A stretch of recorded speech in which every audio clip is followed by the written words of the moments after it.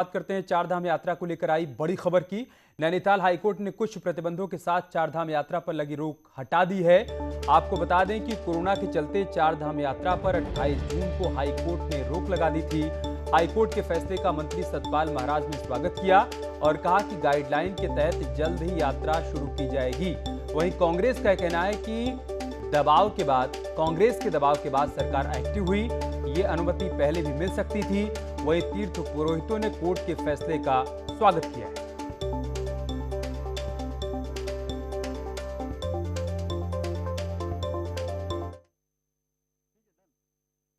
हमने मुख्य मुद्दा ये उठाया था कि साहब 2 साल से लोगों की रोजी रोटी प्रभावित है यात्रा बंद होने से, इसलिए इसको खोल दिया जाए। और सारे देश में जो है सभी श्राइन्स, सभी मंदिर खुले हुए हैं, इवन हाई कोर्ट्स भी जो है खुली हुई हैं। इसलिए इन परिस्थितियों में, बदलती हुई परिस्थितियों में अब ये आवश्यक नहीं कि स्टे ऑर्डर जो है कंटिन्यू करे। प्रतिबंध भी लगाए हैं कोर्ट। हाँ, कुछ प्रतिबंध लगाए हैं। वो गवर्नमेंट की जो SOP में थे उन्हीं प्रतिबंध को रीइटरेट, पुनरुक्त किया हाईकोर्ट ने। और वो प्रतिबंध सरकार भी चाहती है। सरकार ऐसा नहीं चाहती कि बिल्कुल जो है हम बिना किसी प्रतिबंध के जो यात्रा चलाएं। कोर्ट के निर्णय का मैं स्वागत करता हूं, अभिनंदन करता हूं और बड़ी राहत मिली है ये। और निश्चित रूप में जो उनके निर्देश हैं उनका पालन किया जाएगा और निर्देशों के अनुपालन में ही हम लोग यात्रा को चलाएंगे और पूरा उसमें सेफ्टी के प्रिकॉशंस बरते जाएंगे। तो ये बड़ी राहत मिली हम लोगों को और मैं समझता हूं कि सभी प्रसन्न हैं। कब तक ये पूरी तैयारी हमारी पूरी हो चुकी थी। हमारी तैयारी हुई है, उसमें 1200 से 1000 आदमी का कर दिया गया है और मैंडेटरी कर दिया है जो हमारे टेस्ट्स हैं। तो वो सब का हम प्रिकॉशन बरतेंगे और यात्रा चलेगी। कांग्रेस पार्टी ने दबाव बनाया, उस दबाव के चलते सरकार घुटने पर मजबूर हुई, सरकार के घुटने टिकने पर मजबूर हुए। और अंततोगत्वा आज खुशी की बात है कि चारधाम यात्रा प्रारंभ करने के लिए माननीय न्यायालय ने सशर्त अनुमति दी है। ये सशर्त अनुमति पहले भी दी जा सकती थी, लेकिन सरकार बातों को मानने को ही तैयार नहीं थी। चार धाम यात्रा पर न्यायालय द्वारा जो रोक लगाई गई थी, आज उसे हटा दिया गया है। इसके लिए हम चारों धामों के तीर्थपुरोहित, हकूकधारी, पुजारी एवं पर्यटन तथा तीर्थाटन से जुड़े हुए हजारों लोग माननीय न्यायालय का आभार व्यक्त करते हैं। और देहरादून से हमारे सहयोगी दीपांकर भट्ट इस वक्त हमारे साथ लाइव जुड़ चुके हैं। दीपांकर, रोक हटाते हुए हाईकोर्ट की तरफ से क्या बड़ी बातें कही गई हैं, थोड़ा उसके बारे में बताइए। बिल्कुल, अभी सशर्त बातें हाईकोर्ट ने कही है और खासतौर पर जो पर्यटन मंत्री कह रहे हैं कि जो SOP, जो गाइडलाइंस फॉलो करनी है स्टेट में किसी भी टूरिस्ट को, वो वहां पर बद्रीनाथ, केदारनाथ, गंगोत्री, यमुनोत्री में आने वाले श्रद्धालुओं को भी फॉलो करनी होंगी। इसके अलावा बात आती है तीर्थ पुरोहितों के वैक्सीनेशन की, वो पूरा काम कंप्लीट हो चुका है। कितने नंबर में श्रद्धालु जाएंगे ये बात तय हो चुकी है। लेकिन सबसे बड़ी राहत यहाँ पर पुष्करधामी गवर्नमेंट के लिए यही है कि जो एक बड़ा मुद्दा थी चार धाम यात्रा, क्योंकि पूरे देश से श्रद्धालु यहाँ पर पहुंचते हैं, दुनिया भर से आते हैं। 32 लाख आए थे 2019 में, 2020 में 3,10,000 और इस बार तो यात्रा शुरू भी नहीं हो पाई है। अब यात्रा शुरू होगी, लगभग 45 से 50 दिन का वक्त यहां पर बचा है और गवर्नमेंट के ऊपर एक बड़ा प्रेशर था। तीरथ रावत जिस वक्त मुख्यमंत्री थे उस वक्त कोशिश थी कि सरकार यात्रा खोले, लेकिन बाद में ये तैयारियां कम रही। हाईकोर्ट की फटकार लगी, हाईकोर्ट ने इस पर रोक लगाई, मामला सुप्रीम कोर्ट गवर्नमेंट मूव किया, गवर्नमेंट ने फिर गवर्नमेंट से बाद में कहा गया कि आप हाईकोर्ट में जाइए। फिर हाईकोर्ट में आज जो सुनवाई हुई है उसमें हाईकोर्ट ने उत्तराखंड गवर्नमेंट को एक बड़ी राहत दी है और अब आने वाले जो 45 से 50 दिन बचे हैं इसमें उम्मीद यही है कि जो यात्रा चलेगी उससे कहीं ना कहीं जो इनकम से, जिनसे इन लोगों की इनकम जुड़ी है, उनकी कहीं पर आय हो पाएगी, पुरोहितों की आय हो पाएगी। और क्योंकि श्राद्ध पक्ष है, 15 दिन श्राद्ध पक्ष रहेगा और इसके अलावा बाकी दिनों पर तो जो लोग वहां पर पितरों के तर्पण के लिए वहां पर पहुंचते हैं बद्रीनाथ धाम में, या फिर जो लोग वहां पर दर्शनों के लिए आना चाहते हैं, उनके लिए सभी लोगों के लिए राहत की बात है। लेकिन हाँ, क्रेडिट लेने की होड़ मची है, उस पर भी आपसे बातचीत करेंगे, लेकिन उससे पहले वीरेंद्र बिष्ट हमारे साथ नैनीताल से जुड़ चुके हैं। वीरेंद्र, आज कोर्ट के भीतर क्या कुछ हुआ, थोड़े इसके बारे में बताइए संक्षेप में। देखिए अमित, जिस तरह से लगातार चार धाम यात्रा को लेकर दबाव सरकार पर था, तो सरकार पहले सुप्रीम कोर्ट गई और सुप्रीम कोर्ट से बिना कोई ऑर्डर लिए हाईकोर्ट आई और हाईकोर्ट में आज एक प्रार्थना पत्र दाखिल किया सरकार ने और कहा कि जब सारी चीजें खुल गई हैं तो यात्रा को खोल दिया जाए, क्योंकि जो गढ़वाल मंडल है उसकी आर्थिकी पूरी तरीके से चार धाम यात्रा पर है और काफी लोग फिलहाल कोरोना की वजह से वहां पे बेरोजगार हैं। हालांकि कोर्ट ने सशक्त जो शर्त रखी है तमाम चीजों को लेके, चाहे वो बद्रीनाथ जाने को लेके 1200 लोगों को ही अनुमति दी गई है। इसके अलावा 800 लोगों को केदारनाथ जाने की अनुमति दी गई है। यमुनोत्री और गंगोत्री को लेके भी उन्होंने एक आंकड़ा रखा है कि इन लोगों को जाएं, लेकिन बावजूद इसके जब अगर कोई यात्रा में आता है तो उनको आरटीपीसीआर रिपोर्ट लेके आना अनिवार्य होगा और वैक्सीनेशन का सर्टिफिकेट भी दिखाना होगा। लेकिन गौर करने वाली बात है कि जिस तरह से आरटीपीसीआर में फर्जीवाड़े की बात भी सामने आती रही है, तो कोर्ट ने इन चीजों को माना है और साफ तौर पर सरकार को ये डायरेक्शन कहा है कि आगे ऐसा ना हो।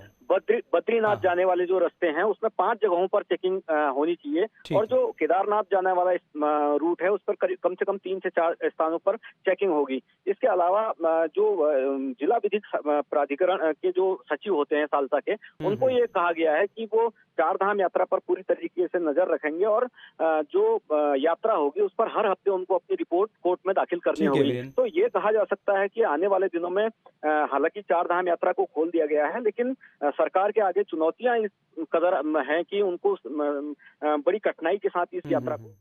ठीक है, बहुत शुक्रिया आपका हमारे साथ जुड़ने के लिए और जानकारी हम तक पहुंचाने के लिए। दीपांकर, अभी थोड़ी देर पहले अनुपम जी से बात हो रही थी, तब उनका कहना था कि अब क्रेडिट लेने की एक होड़ सी मच जाएगी, क्योंकि कांग्रेस ये कहेगी कि देखिए हमने सांकेतिक उपवास किया, हमने दबाव बनाया तो यात्रा की शुरुआत हुई, तभी हाईकोर्ट की तरफ से आदेश आया, और बीजेपी कहेगी कि हमने भी तो बहुत सारे प्रयास किए थे और वही हो रहा है।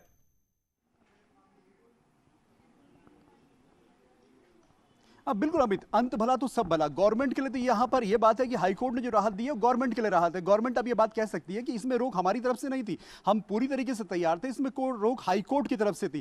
कांग्रेस का यह कहना था कि सरकार ने अगर गंभीरता से अपनी बात रखी होती और अगर सेक्रेटरी हेल्थ या जो बाकी सेक्रेटरीज थे उन्होंने ढंग से अगर हाईकोर्ट में बात रखी होती तो यात्रा जुलाई में शुरू हो जाती। तो ये बात जरूर अब बीजेपी और कांग्रेस यहाँ पर तीर्थ पुरोहितों को समझाने की कोशिश जरूर करेंगे, क्योंकि इलेक्शन सर पे है कि हम आपके पक्ष में खड़े हुए। लेकिन उससे बड़ी बात अमित यह भी है कि चाहे मुख्यमंत्री पुष्कर धामी हो या फिर आने वाले दिनों में केदारनाथ के जब तक कपाट खुले, इस बात की भी उम्मीद है कि प्रधानमंत्री नरेंद्र मोदी केदारनाथ आ सकते हैं। अगर रोक होती तो न सिर्फ प्रधानमंत्री नरेंद्र मोदी, पुष्कर धामी, कोई भी वीवीआईपी वहां पर दर्शन नहीं कर पाता इस रोक की वजह से। इस रोक के हटने के बाद एक पॉलिटिकल मूव भी वहां पर हो सकता है और हो सकता है कि प्रधानमंत्री नरेंद्र मोदी का वहां आने का प्रोग्राम बने। तो कुल मिलाकर बीजेपी यह दिखाने की कोशिश करेगी गलती हमारी नहीं है, यह गलती नहीं कहेंगे, लेकिन जो रोक है वो हाईकोर्ट की वजह से, हमारी वजह से नहीं थी, लेकिन कांग्रेस भी चुनावी। ठीक है, बहुत शुक्रिया दीपांकर आपका हमारे साथ जुड़ने के लिए और तमाम जानकारी हम तक पहुंचाने के लिए। और इस बीच एक बड़ी खबर चमोली से आ रही है, जहां पर एक दर्दनाक हादसा हो गया और 3 लोगों की जान चली गई है। चमोली के बिरही निजमुला रोड पर एक जेसीबी मशीन दुर्घटनाग्रस्त हो गई, जिससे 3 लोगों की मौत हो गई है। सूचना मिलते ही प्रशासन की टीम मौके पर रवाना हो गई।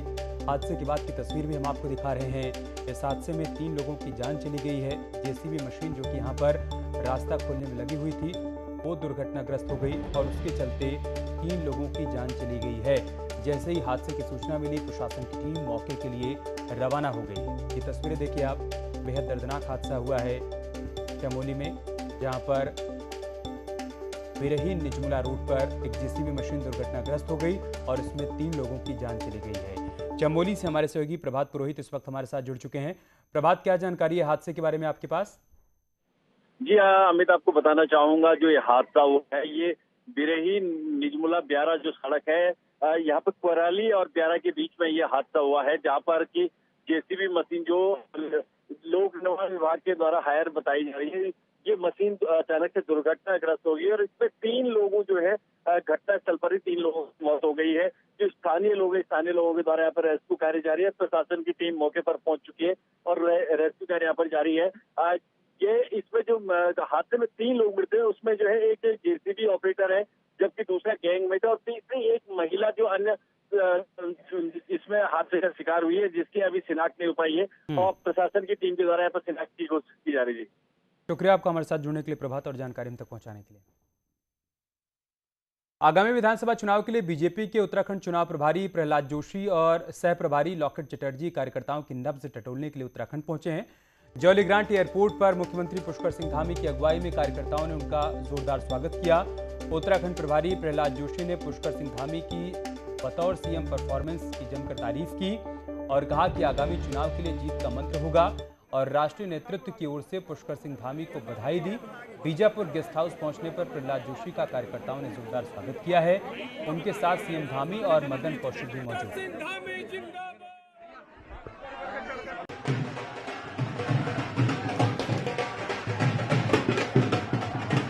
तस्वीरें हम आपको दिखा रहे हैं। जब आज उत्तराखंड प्रभारी प्रहलाद जोशी यहां पर पहुंचे, उनके साथ दोनों सह प्रभारी भी मौजूद हैं।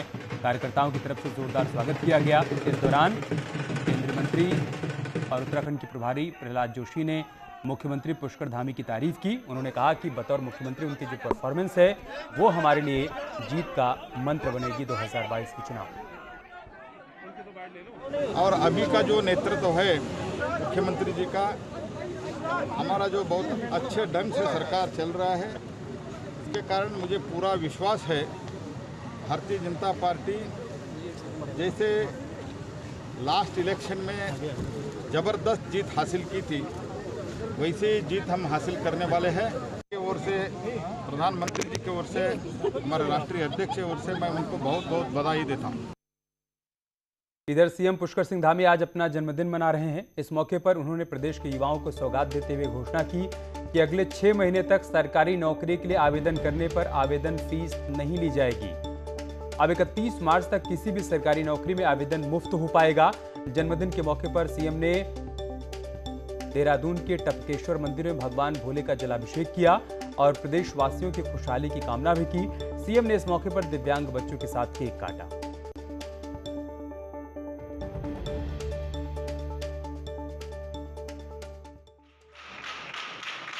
दो तस्वीरें हम आपको दिखा रहे हैं। सीएम जब टपकेश्वर मंदिर में जलाभिषेक कर रहे थे, परिवार के लोग भी उनके साथ मौजूद थे। और जो आप दूसरी तस्वीर देख पा रहे हैं, दिव्यांग बच्चों के साथ उन्होंने केक काटकर अपना जन्मदिन मनाया। मैं बहुत पहले से ही टपकेश्वर महादेव पर आता रहा हूँ और चूँकि आज मेरा जन्मदिन भी है तो भगवान भोलेनाथ हमारे आराध्य देव हैं, उनकी शरण में आया हूँ कि हमारे प्रदेश का विकास हो, हमारा प्रदेश आगे जाए, हर दृष्टि से जो विघ्न बाधाएं हैं वो सब समाप्त हो, भगवान बुद्धि विवेक बना के रखें और एक जो सकारात्मक ऊर्जा है पूरे प्रदेश के अंदर आए, उसी के लिए मैंने भगवान की प्रार्थना की। सीएम पुष्कर धामी के जन्मदिन पर गृह मंत्री अमित शाह ने शुभकामनाएं दी हैं। उन्होंने कहा है कि उत्तराखंड के मुख्यमंत्री पुष्कर धामी जी को जन्मदिन की हार्दिक शुभकामनाएं। देवभूमि के कल्याण के प्रति आपकी निष्ठा और समर्पण ने प्रदेश के विकास को नई गति दी है। आप स्वस्थ रहें व दीर्घायु हों, ऐसी ईश्वर से कामना करता हूं।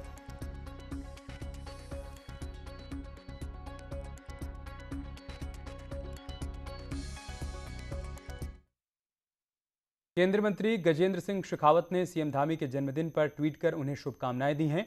उन्होंने कहा है कि उत्तराखंड के युवा लोकप्रिय व ऊर्जावान मुख्यमंत्री पुष्कर धामी जी को जन्मदिन की अनंत शुभकामनाएं। बाबा भोलेनाथ से मेरी यही प्रार्थना है कि वो आपको उत्तम स्वास्थ्य एवं प्रसन्न रखें ताकि दीर्घायु जीवन प्रदान करें।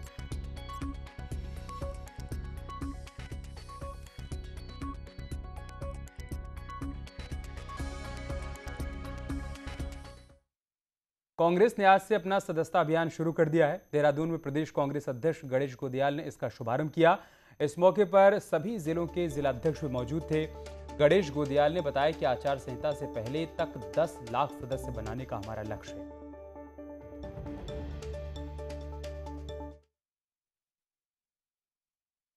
अभियान हम पर्ची फाड़कर और जो व्यक्ति कांग्रेस की सदस्यता लेना चाहेगा उसी को कांग्रेस का सदस्य बनाएंगे। उनका पूरा डाटा उसमें होगा, पूरा जानकारी उस पर्ची में होगी। हमारे पास जो उसका एक पार्ट रहेगा उसमें पूरी जानकारी होगी और उसका एक रजिस्टर तैयार हम यहाँ पर करेंगे। साथ में हमारा लक्ष्य चुनाव से पहले, आचार संहिता लगने से पहले 10 लाख सदस्यों को, नए सदस्य 10 लाख बनाना, ये हमारा मकसद है, ये हमारा लक्ष्य है। टिहरी में पहाड़ से मलबा आने से उत्तरकाशी घनसाली तिलवाड़ा रोड एक बार फिर से बंद हो गई है। जेसीबी मशीन द्वारा मलबा हटाने का काम फिलहाल किया जा रहा है, लेकिन अभी तक रास्ता यहां पर बंद है, जिसके चलते लोगों को आने जाने में परेशानियों का सामना करना पड़ रहा है। हालांकि मशीनों के जरिए मलबा हटाने की कोशिश की जा रही है, आप तस्वीरों में देख भी सकते हैं, लेकिन चूंकि बार बार मलबा नीचे गिर रहा है, इस वजह से यहाँ पर सड़क खोलने में टीम को भी परेशानियों का सामना करना पड़ रहा है।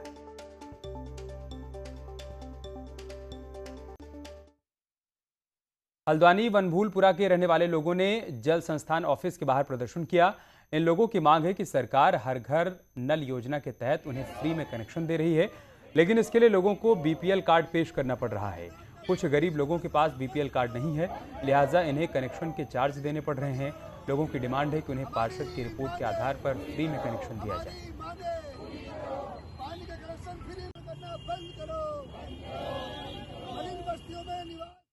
हमारे पास बीपीएल कार्ड नहीं है, हम छोटे लोग हैं, मलिन बस्ती में रहने वाले लोग हैं, हमें भी कार्ड का कनेक्शन फ्री में दिया जाए और जो सरकार की जो मानक है वो हम पूरा करने के लिए तैयार हैं। यहाँ रुक लें छोटे से ब्रेक के लिए, जल्द लौटेंगे कुछ और खबरों के साथ।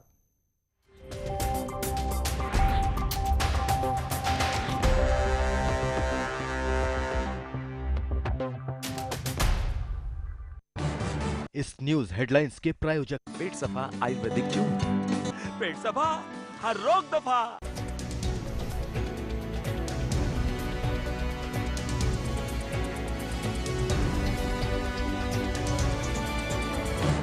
इस न्यूज हेडलाइंस के प्रायोजक पेट सफा आयुर्वेदिक चूर्ण। पेट सफा, हर रोग दफा। गड्ढे में पलटी हादसे में 2 युवकों की मौत।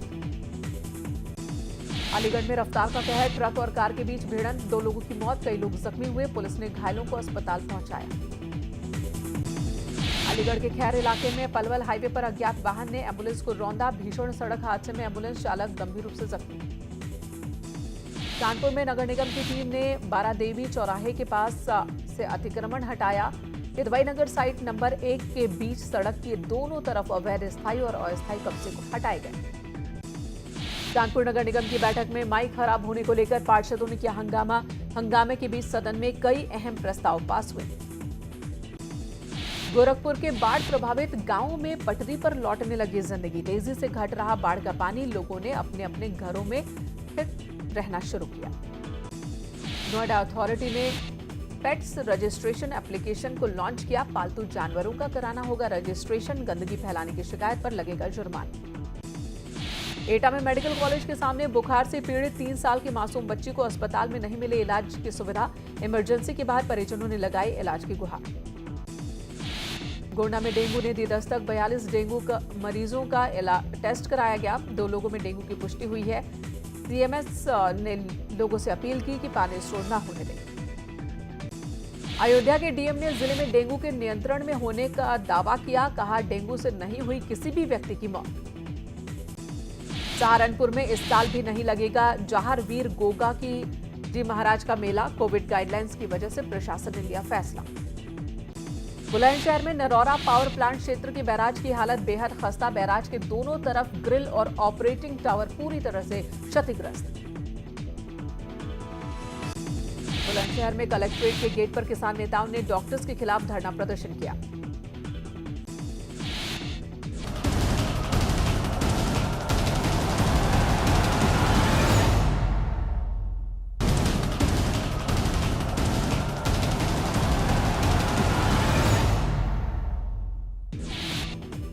केंद्र सरकार ने ऑटो और टेलीकॉम सेक्टर को दिया राहत पैकेज, दूरसंचार क्षेत्र में 100% विदेशी निवेश को मंजूरी, तो ऑटो सेक्टर के लिए पीएलआई स्कीम पर मुहर।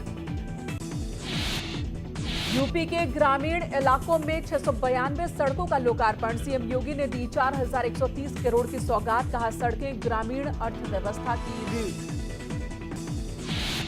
सीएम ने कहा सड़कें ग्रामीण अर्थव्यवस्था की रीढ़ हैं, पहले टिकाऊ सड़कें नहीं बनती थी, लेकिन अब करप्शन नहीं, काम सही।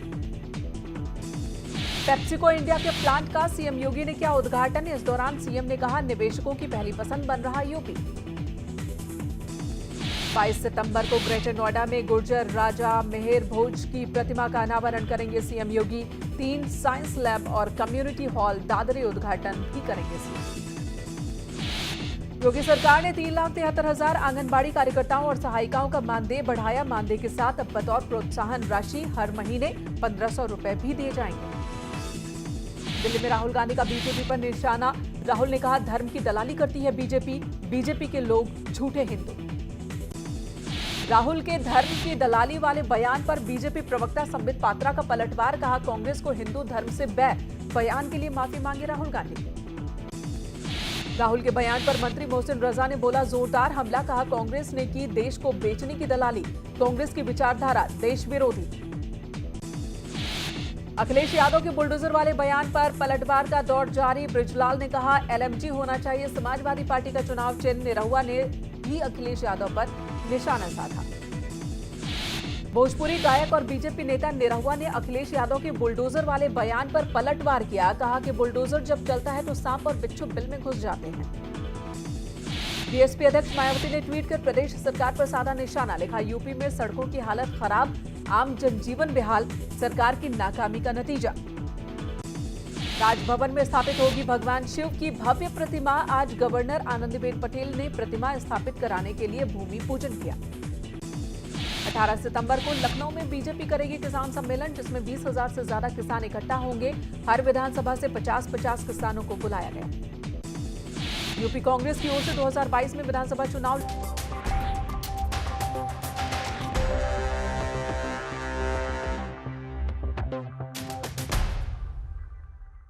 एक बड़ी खबर की बात करते हैं। चारधाम यात्रा पर लगी रोक हटने के बाद सीएम धामी ने हाईकोर्ट के फैसले का स्वागत किया है। उन्होंने कहा कि चारधाम यात्रा फिर से प्रारंभ करने के लिए माननीय उच्च न्यायालय के निर्णय का हार्दिक स्वागत एवं अभिनंदन। ये ट्वीट किया है सीएम पुष्कर धामी ने। चारधाम यात्रा पर लगी रोक हटा दी गई है हाईकोर्ट की तरफ से, जिसके बाद मुख्यमंत्री ने ट्वीट कर धन्यवाद किया है माननीय उच्च न्यायालय का।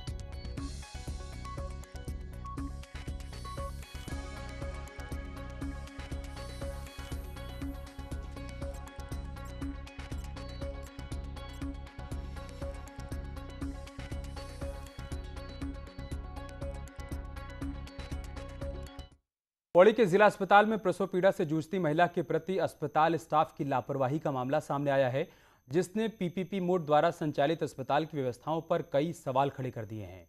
नगर पालिका अध्यक्ष समेत स्थानीय लोगों ने अस्पताल पहुंचकर जहां अपने गुस्से का इजहार किया, तो वहीं पीड़िता के पति और मौजूद परिजनों का आरोप है कि कई मिन्नतें करने के बावजूद अस्पताल स्टाफ आया नहीं, जिसके बाद खुद ही बच्चे ने जन्म ले लिया, तब जाकर स्टाफ वहां पर पहुंचा। वहीं अस्पताल प्रशासन अब जांच की बात कह रहा है। हमारी वाइफ की डिलीवरी हुई आज। 3 बार मैं बोलने गया पेन ज़्यादा हो रहा है, बच्चा होने वाला है। उन्होंने कहा आपको ज़्यादा पता है कि हमें ज़्यादा पता है, ये देखने बिल्कुल नहीं आए। चौथी बार जब मैंने बोला कि अब डिलीवरी हो चुकी है, तब जाके यहाँ भगदड़ मची आज। ऐसा नहीं है कि वो डिलीवरी अपने आप हो गई थी, फिर भी मैं अपनी तरफ से सभी स्टाफ का और सबकी इंक्वायरी कर रहा हूँ। अगर किसी ने कुछ बदतमीजी की है या कुछ की है तो डेफिनेटली मैं उनके खिलाफ एक्शन लूँगा। गढ़वाल केंद्रीय विश्वविद्यालय के पौड़ी कैंपस में असाइनमेंट जमा करने के बावजूद मार्कशीट में अनुपस्थित दिखाकर छात्रों को फेल करने के मामले में आखिरकार कॉलेज प्रशासन ने अपनी गलती मान ली। दूसरी तरफ कॉलेज प्रशासन की गलती मानने और ठीक करने के आश्वासन के बावजूद छात्र 4 दिनों बाद भी कैंपस परिसर में ही आंदोलन कर रहे हैं। उनकी मांग है कि पहले मार्कशीट को सही कर उन्हें दिया जाए, तभी वो अपना आंदोलन समाप्त करें।